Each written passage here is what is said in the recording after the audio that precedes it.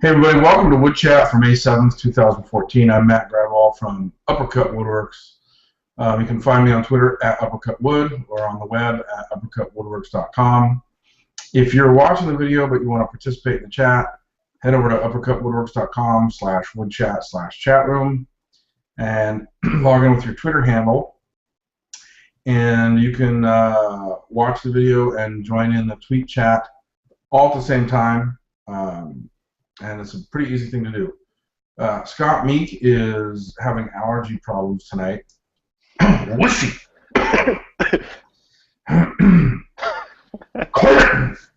And sorry about that.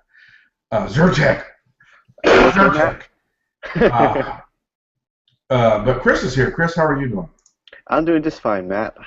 I'm hoping not to catch any whatever you've got there. I think I had what was called smartass influenza. Yeah, I think I'm already inflicted, but that's okay.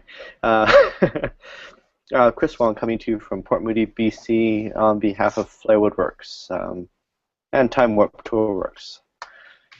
You can follow me on Twitter at Flare Woodworks. You can follow my other account, Chris_TW2. That's my Time Warp Twitter account. And you can follow my website, my blog at flarewoodworks.com or timewarptoolworks.com. Two different blogs, two different focuses. Cool. Yeah. So we are on the third Woodchat Picture Inspiration week, Yes, we are. right? Yes, we are. So do you want to, should we take people through what the picture was? That's a good place to start. Let me I can screen share that up. I have got it right here. Screen share. So the way this works, if you haven't seen one of these before, haven't followed along, what we do is last Wednesday, Matt's got the picture there, we selected a picture from an audience member or a follower, and there's someone who submitted a photo to us, happened to be Diami here, and he sent us this picture of, I guess, a park bench that's been laser cut or water jet. It's got this grass design. What I see is a grass design in the back, anyhow. Yeah. And then our task over the course of the week is to come up with a design, or more if you feel inclined, based on or inspired by this picture, something you see in the picture. So if you come up with a design and wanted to share it with us, drop it into, send it to us on Twitter using hashtag Woodchat, and we'll share it with everybody. Yeah, we just had Matt and I have. We just had a new design come in. We did. Okay. Excellent. Matt and I have each created a design, and looks like Christopher Bowen's created one as well, and he's kind of going the same way I was with that, but we'll have a look at all the designs in a minute. If you've got one, go ahead and share it with us, and we will have a look. Matt, where do you want to start? Why don't we start with yours, and then what I'll try and do while you're discussing that is maybe see if Christopher wants to come in the hangout. Okay. So far we've Christopher Bowen has shared his design with us that he created in some kind of CAD program. Now mine, I posted on Tumblr, and let me just find that here. You just tweeted it, dude. Oh, did I? Yeah. Recently. That's where it is. Gosh, everything that I could possibly want is right where I need. If you want to save a file, just tweet it. Yeah. It's awfully smart of you, Matt. Okay, so this one I had a bit of a hard time with here. Let me bring it up on my screen share. I saw the blades of grass, and I kind of thought I could use them to support a couple steps in a step stool. So the design on the left is my first attempt. I guess 5 blades of grass, which would be bent laminations or probably steam bent actually. Maybe even bandsawn out of solid material because the curves aren't too severe. And then you've got 2 steps pinned in between the set, so you'd have one set of blades of grass on each side of the steps. And I was envisioning some kind of wire or something for a handhold, or like a guide railing along the sides there. I wasn't quite happy with how it looked, so I tried again here. I got my second sketch down below. Here in this case I have a metal, I think it's a metal railing, just a bent piece of metal, or it could be wood. Still not happy with the steps. I actually like the blades of grass rather. I like them better in the first one. Which do you like better in the first one? I like the left one here. But why is that? I don't know. It looks better. I think that part of it is this blade of grass on the right here. It goes all the way to the end of the step, and it kind of boxes it in, and it feels a bit more free over here. Yeah, I think the one on the right is more, to me, is more vertical and more right angled, and the one on the left is more free flowing. Yeah. I think the concept's here, but I need to do a few more sketches to work out the design. I'm not thrilled with how it is, how it looks. What kind of material would you use? Would you use all the same material for the blades? Would you use contrasting materials? I think for the blades I'd use any kind of hardwood, use them all the same, keep them pretty straight grained. The steps could be something different, maybe contrasting or maybe not. Yeah,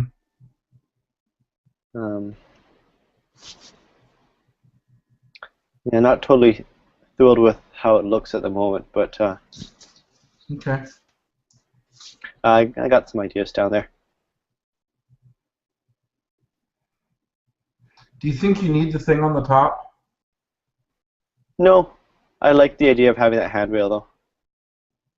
To help people get up and down the thing? Yeah. Yeah. You want to have a look at Christopher's next? Yep. Have you got that one on your screen? Okay. Here we... So in my opinion, Christopher went with the same concept as I did, except he did a much better job with it than I did. Do you think that's a stool or a shelf, though? I think it's a shelf. You're probably right, because it's got one very, very low step, which wouldn't be of much use as a step stool, unless you wanted to put something down there to just balance it. You're right, but it's the same general form, and I like it a lot better than mine. Could be a step stool, I think, without that bottom step, without that bottom shelf, I guess. Christopher commented that the blades are a bit chunky, and I can see that. I don't dislike the shape, the form that they have. Yeah. Yeah. I like it. I think it'd be interesting to try and build it without that. Without the return? The hook at the top? Yeah. It'd be interesting to try and figure out how to build it without that. As a step stool or as a shelf? Either. It's depending on how much weight it has to bear. It would not be difficult, right? It's easier to do that if that's a shelf, I think. But I think it's pretty cool. If you move this back leg, the top of the back leg farther back, so it supports more of the back of that shelf, it'll be a bit easier as well. Yeah. I think that's pretty cool, though. I like the intersection there with the blades. And I like the contrast between the two materials, the dark and the light. Sorry, my dog's barking because my wife's home. I like it, and it looks like Diami likes it. Diami might steal it and build it. So. One thing I do kind of see, I see like a walker. Oh yeah.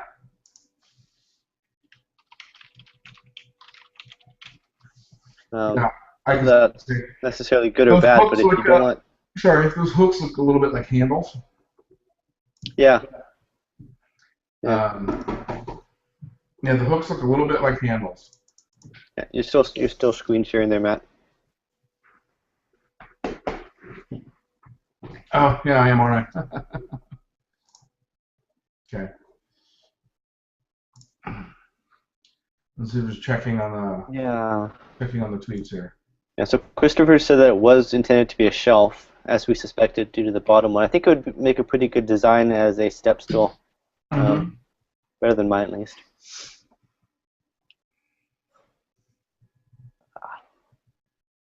I almost see a folding application in mine, in that Yeah, I was going to the ask if you ability were to going to try and fold. make yours foldable.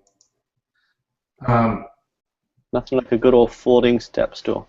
yeah, I think the challenge for Christopher is that the sides incorporate the inspiration pretty well. But Hmm. the shelves, but it would be, I don't know what you could do about the shelves, the horizontal pieces. Right now they're just flat boards, and it'd be cool. Um, oh, that To get hook them at a the little. top is the blade of grass is bent. I Yeah, gotcha.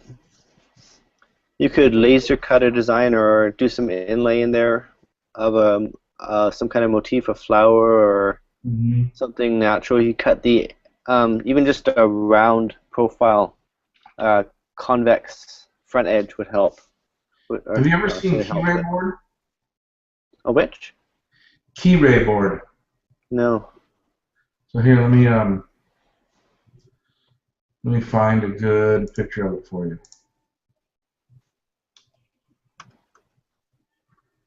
I just want to view the image. Thank you. Let me screen share it. So Keyray board is made out of like sorghum or sorghum. So Okay. it actually is grass. Okay. So it'd be cool Hmm. to use that to build it. Interesting. Is it like bamboo plywood type thing? It kind of is, yeah. They press together after they harvest. They press it all together with a resin. Hmm. Here, let me see if I can show you any more here. This obviously isn't the kind of grass that you grow in your yard. It's a thicker, woodier Yeah, it's grass. not that kind of grass. Here's a good one.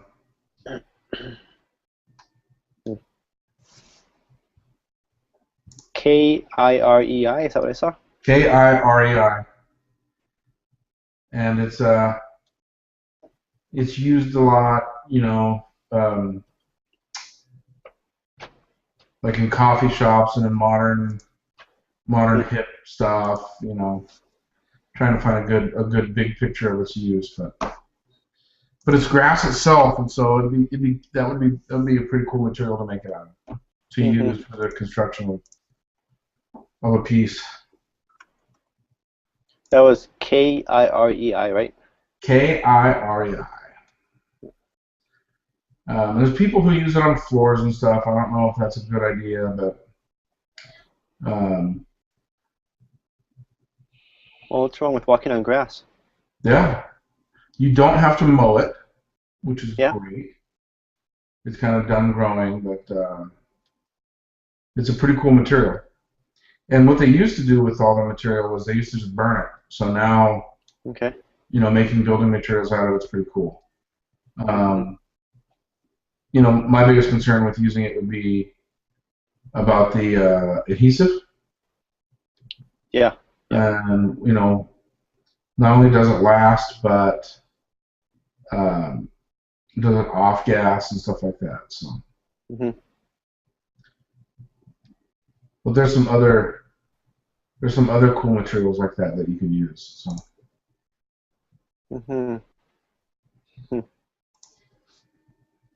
Yeah, timber strand would be another material that's similar to that.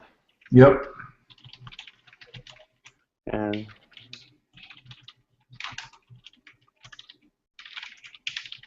So what do you want to talk about next? You want to look at my design? Christopher yeah, Bowen just said, "What about timber strand?" Huh. that's what I said. That's what I said because he said that. Huh.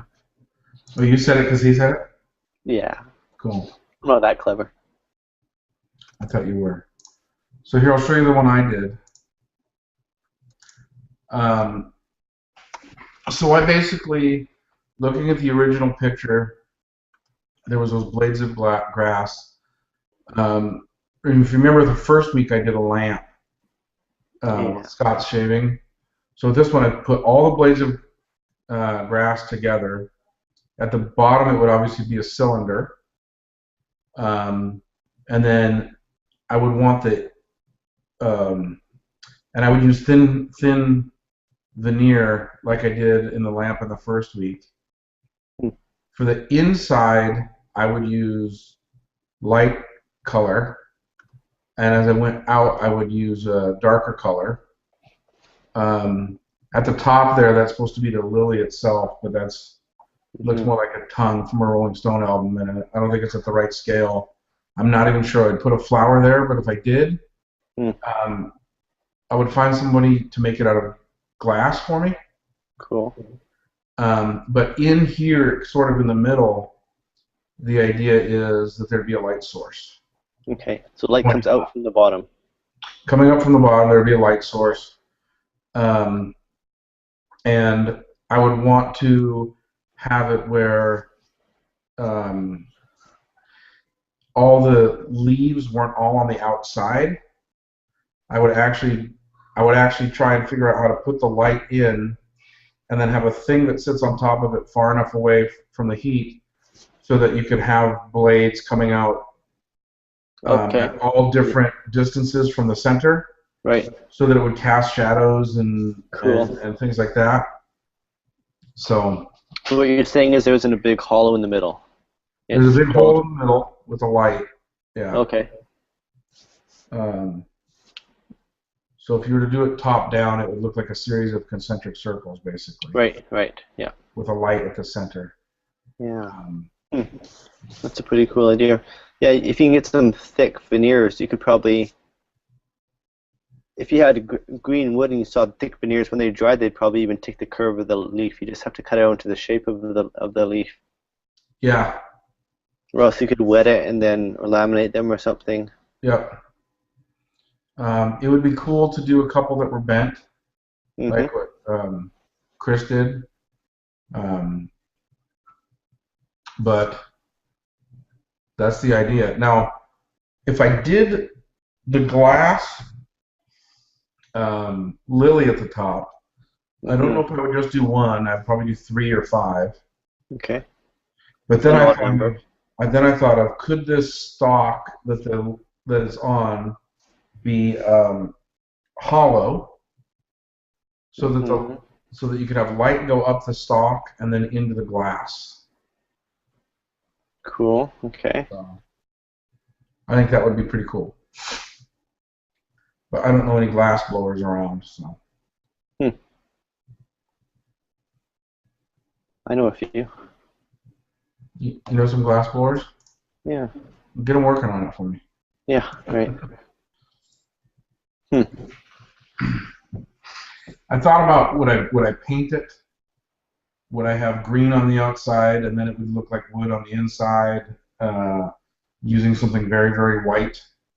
You know, like if you cut leeks.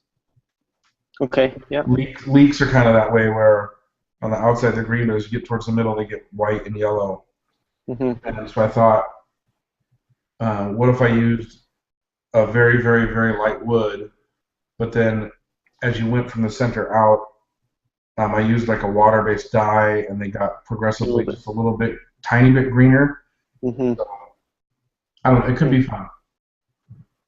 Someday when I have a lot of time, I'll do it. Yeah. Have you heard of sand shading? That'd be a cool effect too. Yeah, sand shading would be very, very cool. Sand shading would be very, very cool. Yeah. Although if we go large scale, I would need a lot of sand and a big heat source. But do you want to explain sand shading to anyone who doesn't know? Sure. Hold on a second. What's up, baby? I'll come home. I'll be out in a little bit. Okay.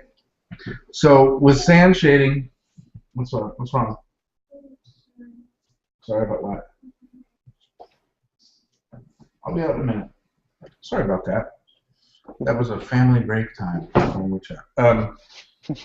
So with sand shading, you get a fine sand, you put it in a pan, and you get it, you warm it up, and then you can, like if you're doing inlay or whatever, you can take the shape that the cutout shape that you're going to inlay. Let's say it's a leaf, and you put it in the sand, and it starts to toast the wood to add color. But you don't put it in all the way and then remove it all the way. You can do it gradually so that the ends are darker, so that it's a gradual shading. And so you're adding color to the wood in a very natural way without any stains or dyes or pigments. And it's a pretty traditional technique for inlay. Yeah. So obviously, the longer you leave it in the hot sand, the darker it's going to become. Right. And so that can help you control your color. Right. So if you had a piece that was big and you wanted this side dark and this side light, you would leave this side in longer. So you'd put it in a little bit, then you'd put it in, then you'd move it in and move it in and move it in and move it in and move it in, and then you'd move it out gradually. And that meant that the light side got maybe a minute of the heat, but the dark side maybe got 3 minutes of the heat, or however you time it. It takes a lot of experimentation to get it correct. And of course, it'll depend, I would imagine, on the species of wood and the thickness of the wood. Yep, and the dryness and all kinds of other things. And just like when you're making pancakes, the first pancake never comes out right because the pan isn't hot and stuff like that. With sand shading, if you're going to need 10 leaves, maybe do 20. Hold on a second. Sure.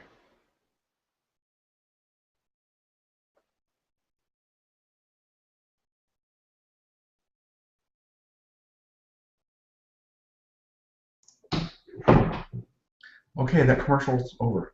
I forgot to run the commercial. Yep. Yeah.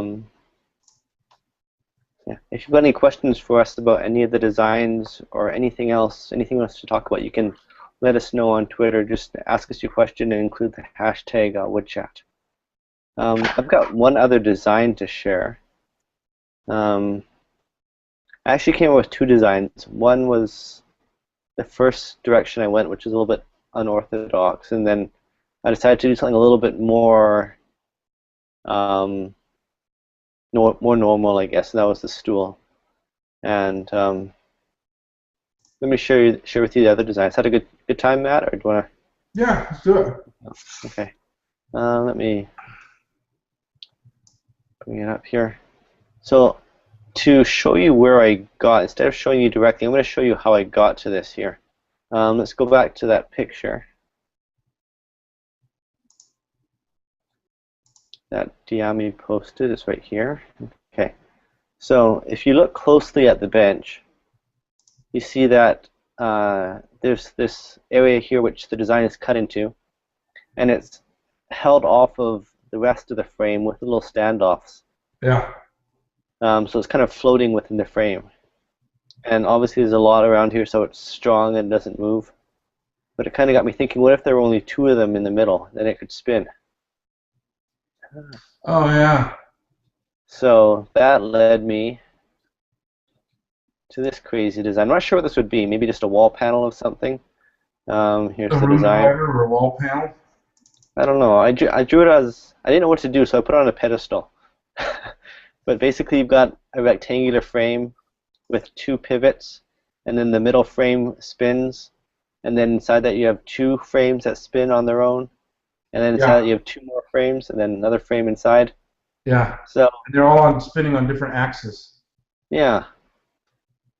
I don't know. No, you know what's cool about that? You know what's cool about that?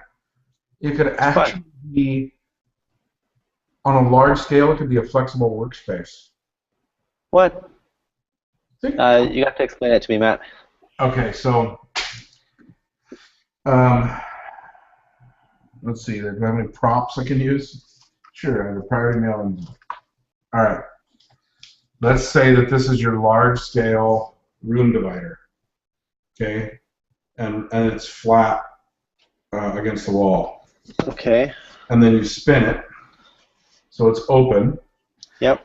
But then right here, remember this center panel is going to rotate like this. Now you have a desk on each side. Okay. And if you want to put your desk away, okay, rotate and rotate. Yep.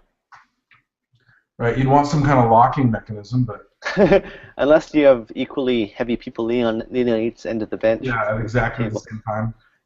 Yeah. Um, then I wonder, could you then put in another spin? I wonder if you could get a spin underneath it to lock it in place, kind of like a gate leg table. Yeah, yeah, but you could do that. Could be a room divider that turns into a desk or a table, like for small apartments or stuff like that. Yeah, No? I like Christopher Bowen's idea, his twist on that. Make it like a wood sculpture. Oh no, not a wood sculpture, a wind sculpture. A wind sculpt. Oh yeah, no, that would be cool too. Yeah. So I think how Um, that would work, rather than how could you having get to all the make rails noise? and stiles the same width, you'd have one very thick and one very thin. So it's more of a sail, and it'll tend to spin it. Hmm. It'd be cool if you could figure out how to get it to make noise. And so just think if you Uh, made each separate rectangle mm-hmm. um, out of like copper pipe, and then You have to spin pretty fast, I think, Matt. put different materials inside the pipe. Inside the pipe. Yeah. I'm not following you. Okay, so to turn your design into a wind sculpture, Mm-hmm. each rectangle, instead of being made out of wood, is made out of copper pipe. Okay.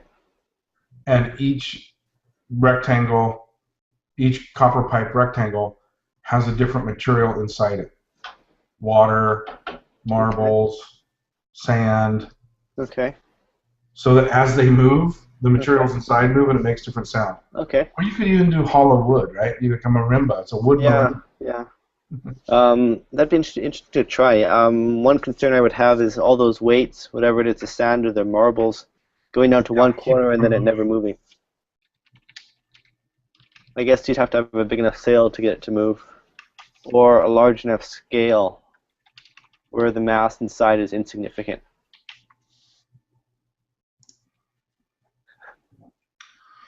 So Robert from Sandhill Woodworks has a poppy design that he's trying to share with us. So Hmm. um, The other thing you could do is you could, Christopher says like a you could buy a bunch of cheap recorders. I think he means like the woodwind instrument. yeah, The wind passes over the holes and causes it to whistle as well. The that other would be idea, really cool to make it whistle, different whistling. you can tune it. Yeah. The other thing you could do is have something like bicycle, not baseball cards and bicycle spokes, Oh something yeah. that flaps. And instead of cards, you could have strings that I guess are plucked by a pin that sticks out of Hmm. the frame, and as each time it goes by, it plucks that string. Yes. I want to Um, make one of these now. you're making a modern whirligig. Yeah, I guess so. Okay, I know how to do it now. So, yeah, let me go back to that picture. So, in this picture, I've got a single frame and then I've got double frames. I think how it would work is I would have a double frame in each of them, and in that double frame, one would be solid, not rotating, and the other half would rotate. So you get a bigger wind sail on one side than the other. I can draw that up again. Hmm.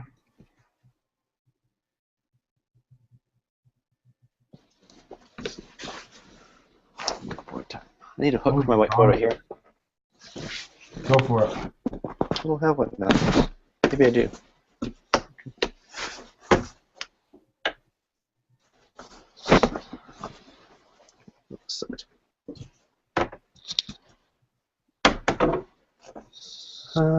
So here's my.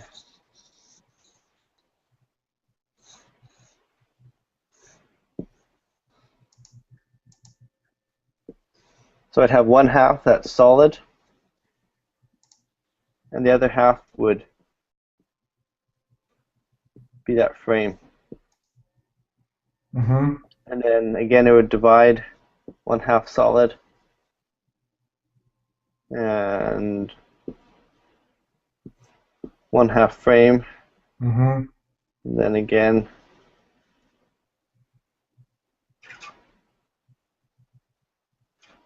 Mm-hmm. You can go as fine as you want, of course.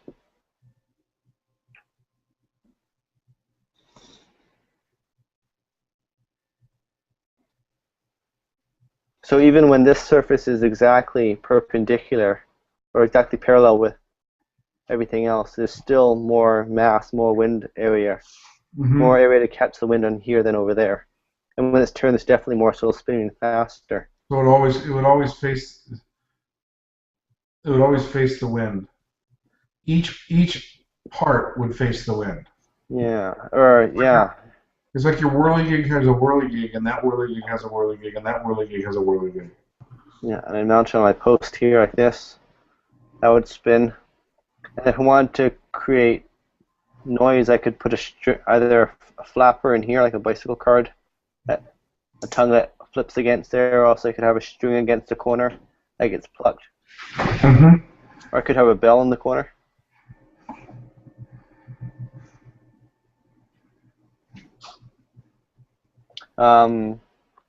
As for the music note idea, I guess you'd have your holes on the outside here, because that's where it'd be traveling the fastest.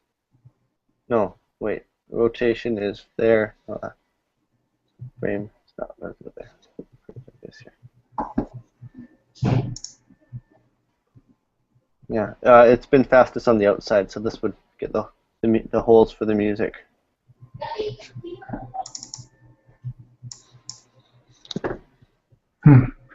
It's kind of looking like a music stand now.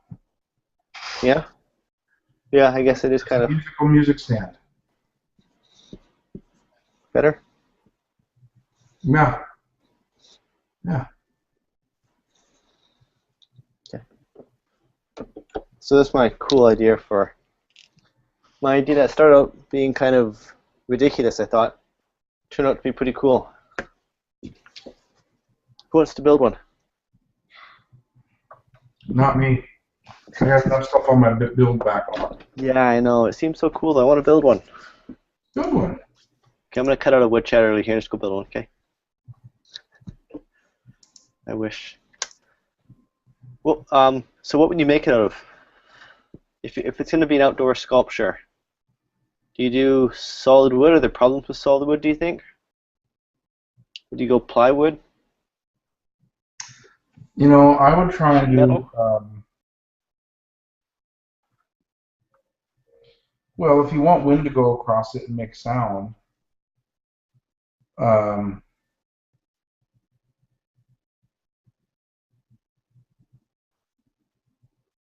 I'd make it out of wood, but, you know, would I do a rectangular, I don't know. I wonder if you could get it to make sound just by cutting slits, or if you actually need. Yeah, Oh, I thought about that too. you probably need holes. Um, I would want this to sound like you're blowing across the top of a bottle. Yep. Uh, so I think the first step would be experiment with how do you make that thing. Yeah. And I guess the pivots, that's the other thing. How do you do the pivots? Yeah, Outdoor. and you have to do weight balanced. Does that have to be balanced? I don't know. I guess you want it fairly balanced, don't you? Fairly weight balanced. Yeah. So.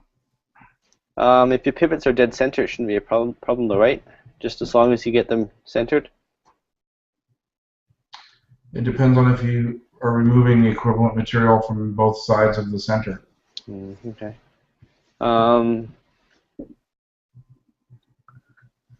Yeah, I guess it's a bit of a math, a bit of a, I don't know. What if you built it out of solid wood, but each piece that could move, if it moved, was hit by a striker that hit it but didn't keep it from moving. Okay. The striker was attached to the rectangle on the outside. The very outside one? On the very outside. Hmm. No, not on the very outside. So Just the outside to it, the framing one. the outside frame doesn't move. It Yeah. has a striker on the spring. Okay. When the rectangle to the inside of that moves, it hits that striker, but the striker, it moves and the striker just hits it and it keeps moving. Hmm. And then that thing that moves, that inner rectangle that's moving, it has an inner rectangle that moves in it. So it has a striker that hits the interior one. So as these things are moving, they're striking each other. Yeah. I figured out a really easy way to balance it. It's like a wind marimba. If you make it out of solid wood, you just make it so that this part is heavier, and then once you get the inside finished, you just plane off material or saw off material off the end or something until it's balanced.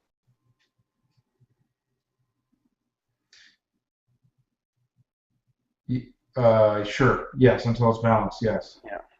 Rather than trying to add weight, you just take it off by reducing thickness or some of the width.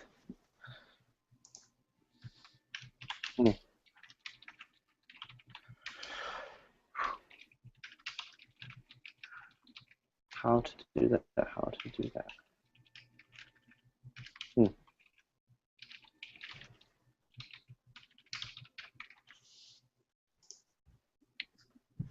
Yeah. So Christopher Bowman gets my point.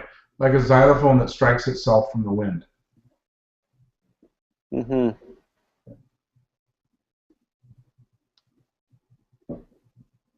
I wonder if it would work.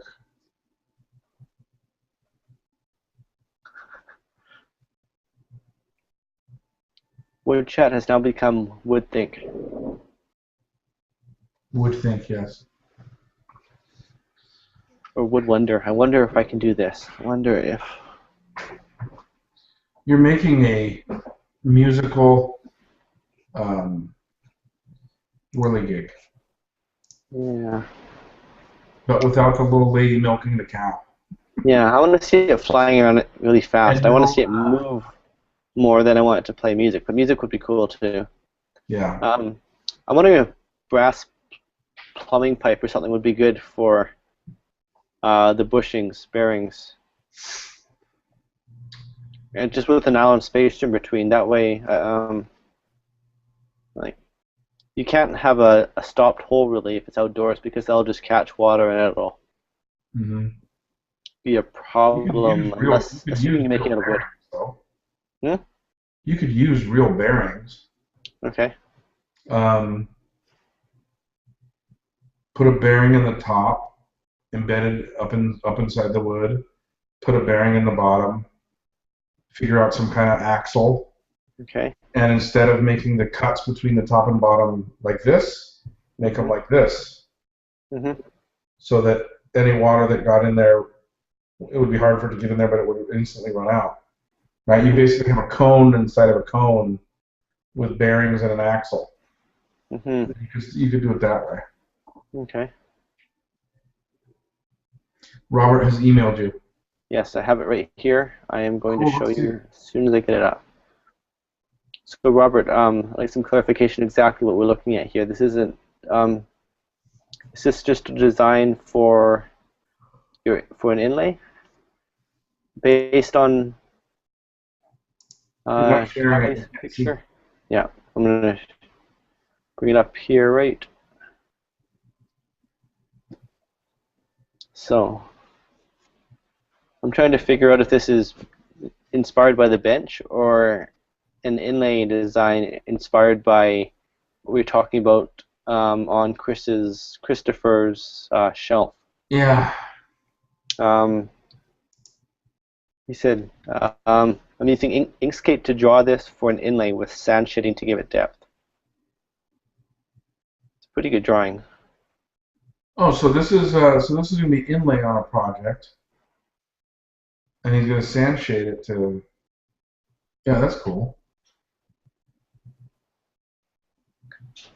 This is a design by Robert Egbert, by the way. Sandhill Woodworking. Can you scroll up to the top again, where he says what it is? No, using Inkscape to draw this for an inlay with sand shading. Okay. So yeah, so this is going to be inlay into something. Mm-hmm. So Robert, what does it inlay into? What does it inlay into? Yeah. And my question also, is it inspired by the bench? And if so, how did you get to the poppies from what I see as grass leaves? I'm not trying to give you a hard time. Just trying to see if there's a connection.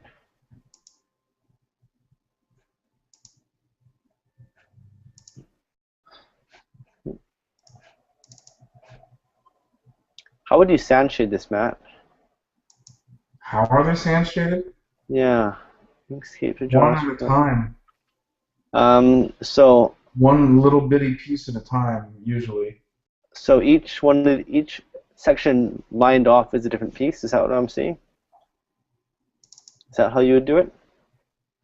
I think that middle place where you are with all those little what I would call fingers Yep.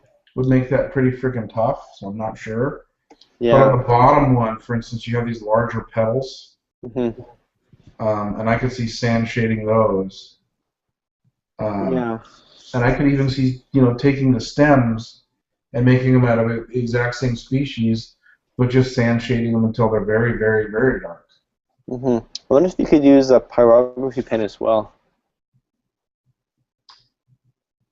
Something else Could. to have more control with that. You could, but remember that changes The hardness of the the line. surface of the wood, right? A Yeah. lot of times it doesn't just leave a mark; it leaves a recess. Depends. It depends how you use it. Yeah, how deep you go, or how. Yeah, you can do it just on the surface and not have any depth at all. This is going on the sides of a Stickley number 74 book rack. Okay. So Matt, what does that look like? We're working on it. I know you are.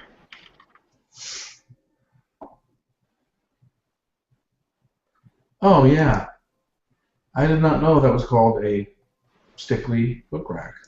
I think I know the one. It's one with the V-shaped shelves.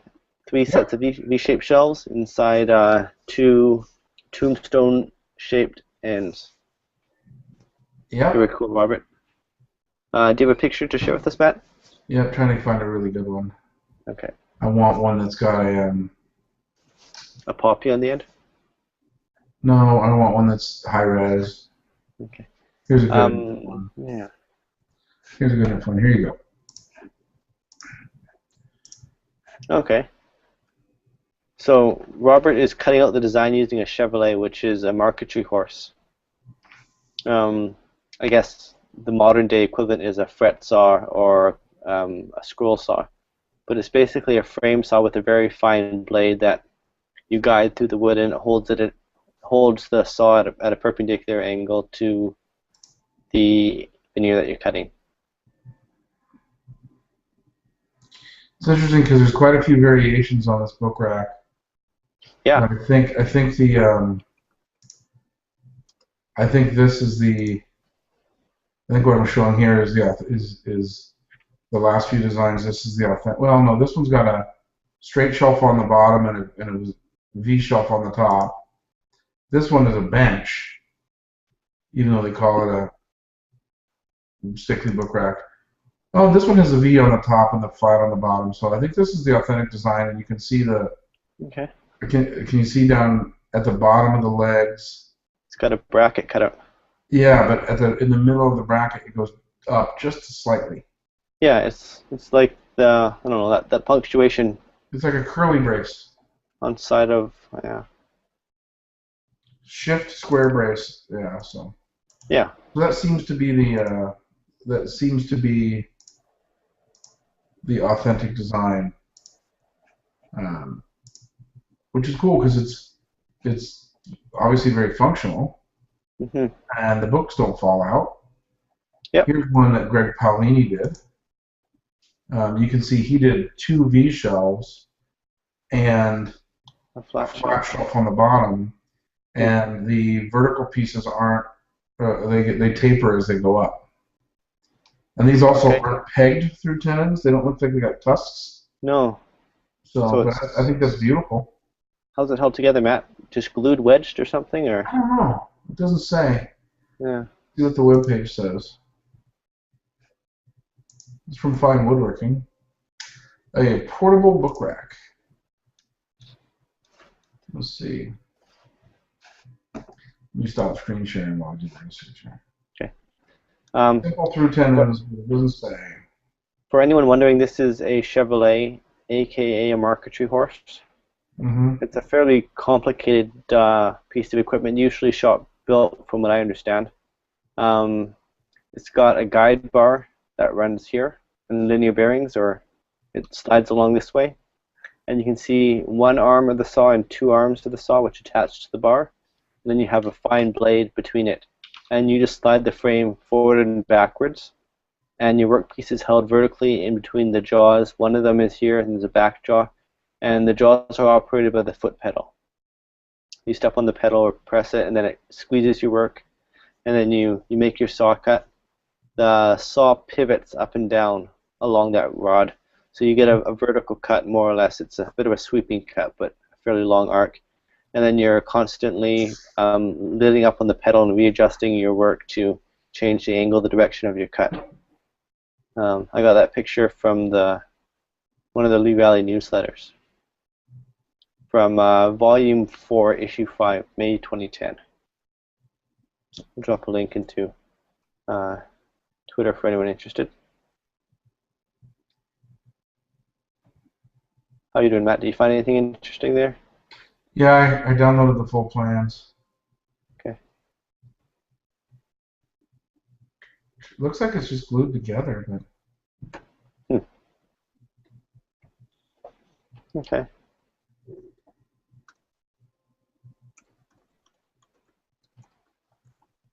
just glued, which is interesting to me because Yeah, the glue on the tenons is face grain. It's a lot of end grain.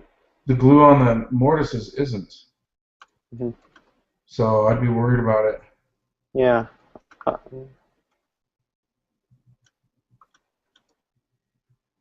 But that's what they show.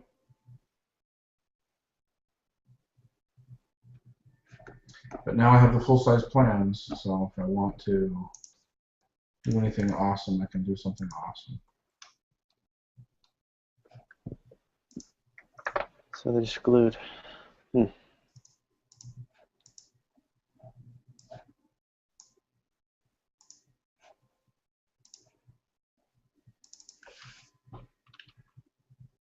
So I'm just saving this. Okay.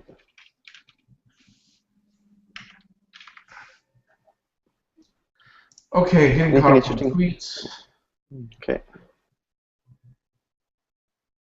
Oh, Bill wanted me to share the screen of the plans. I guess I can do that as long as people don't like try and steal the plans when I in the screen share. Where did that go? You can drop a link in there to be safe, I guess, Matt. What's that? You can just drop a link to the plan so people can buy it if they want. Well, the link is on the article I'm looking at requires the login anyway. Okay, all right. So people wouldn't be able to see it. But here I can yeah. Is that working? It's working. So I'm a fine working member, so but basically this is Greg Paolini. It looks like 2008 in fine woodworking. Well, it's not easy to find out, but there's 2 V shelves and 1 flat shelf on the bottom. This is fumed using Jeff Jewett's technique. He uses shellac. He pre-finishes, so he tapes the tenons before he glues up. He uses a lot of router templates. He routes the through mortises part way from one side, and then finishes them from the other side, so that they're clean on both sides. You can see that here. And you can see he's got his 1/4 inch plywood template on the top here to help him out. Mhm. Then he flips the piece over, drills through, and then using a bearing bit cleans up the other side. Yeah, I use that technique to mortise for my wagon vise, which I installed last week. And then he squares up the corner with a chisel. And does his tenons on the table saw, chamfers them with a block plane, makes sure things are a good dry fit. Then he So they really are through 10. It's just glued. There's no trickery in there, no screws or anything, and caps or. Yeah, and he mimics the ammonia fumed oak using Jeff Jewett's technique, using dye and pigment stain. You can kind of see that here. Yeah. And then after he stains it, he glues it up. And then after glue up, it's usually pretty easy to remove any squeeze out from the stain. And then he uses shellac, 6 or 7 coats of 1 pound cut shellac, and then he rubs it out with mineral oil and 4/0 steel wool, and boom. Boom. But I would definitely extend those tenons, and I'd put the tusks back in or the wedges back in. Either tusk or wedged, I think. Probably tusked. Yeah. Got a few more pictures from Bob Egbert of his Chevrolet. Oh, let's unclick that there. So, different angle here. You can see the seat where you sit here, and he's got his clamp, his foot-operated clamp, has a chain that goes down to a pedal on the floor, I believe. As he steps on the pedal, because of the pivot here, it pulls the clamp jaw down and forwards. Mm-hmm. And then he operates a saw sliding back and forth. He's got a V-notch to support the material, the veneer, around the cut. And just back and forth. And it's got a nice swoop here for some hex keys, which I think change the blade. And he's got another picture.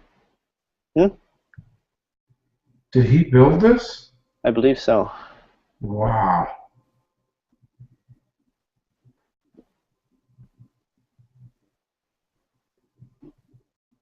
That's pretty amazing. Pretty amazing. Bill, could you see did you get a good view?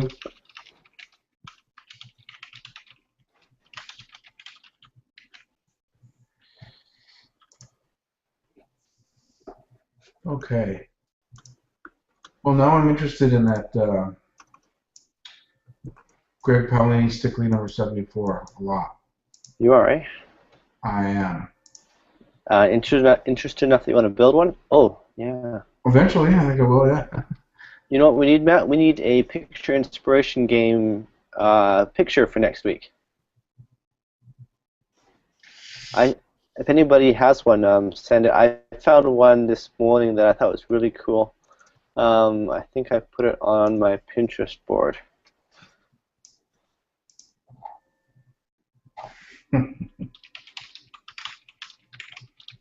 So this picture, when we find it here, there it is. This is cool. Let me. Yeah.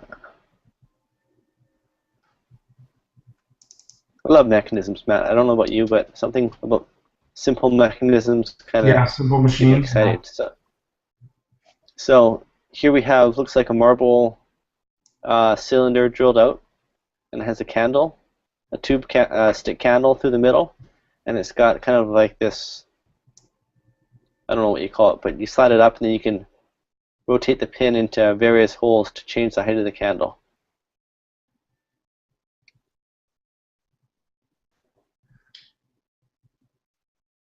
Why do you? So I guess that's so that the light is. I'm trying to It's a cool idea, but why? Yeah. So you don't have too much candle exposed. I guess it's mostly just cool, I think. Is there a problem with people exposing their candles?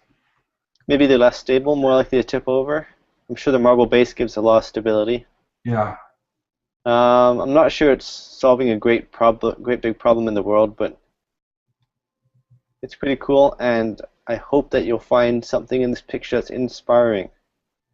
Don't have to take the mechanism. You can take the hand, for example, or maybe design another candle holder or something. Or take the slot that's cut out in the middle. That Yeah. looks like a tree. Take the marble. Yeah. Or use the flame. Well, I will put this picture on my website. There's a whole category on my website. Picture inspiration is the name of the game here, and you'll be able to find this picture and all the other pictures that we've worked with on my website at flairwoodworks.com under the tab of community, and then Woodchat On Air, and then picture inspiration. That's where you can go to find this week's. I'll work on getting today's that we shared. So community, Woodchat On Air, and then picture inspiration right here. Cool. And that'll take you to the page with all the past ones. And I'll post this number 4 as well. So next week, come back with your design based on this funky adjustable candle holder. Take it any way you like, or bring a picture for inspiration with you next week. That's all I've got, Matt. Cool. Bob tweeted a video from his YouTube channel. He's got a YouTube channel where you can see him doing his work, which is pretty cool. Okay. So I think he's got some marquetry examples on there. So that is it for me, though. I need to go do family stuff. I'm gonna go have dinner. I made dinner. You haven't 6:30. I left to go make dinner, and I got it made, and I sat down and had to start Woodchat. So I haven't had dinner yet. So I'm gonna go do that now. Go do it. Go do it. Okay. All right, everybody. So, that was Woodchat for May 7th. It was pretty cool. We had some new people participate in the design contest. Or it's not really picture a contest, inspiration. The photo inspiration design game. Chris has got the photo for next week. He's putting it up on his webpage at Flair Woodworks. Go to community, then go to Woodchat. From the menu there to Woodchat. What is it called? Woodchat what? Woodchat On Air. Woodchat On Air, yeah. Very cryptic. So we'll see you next week. We do this every Wednesday at 7 p.m. Pacific, 10 p.m. Eastern. But we really do it 24 hours a day over on Twitter. Just tweet us to #Woodchat. Chris? All right. Saying good night from Port Moody. See y'all next week. And bon appetit, Chris. Thanks, Matt. All right. Good night, everybody. Bye, everyone.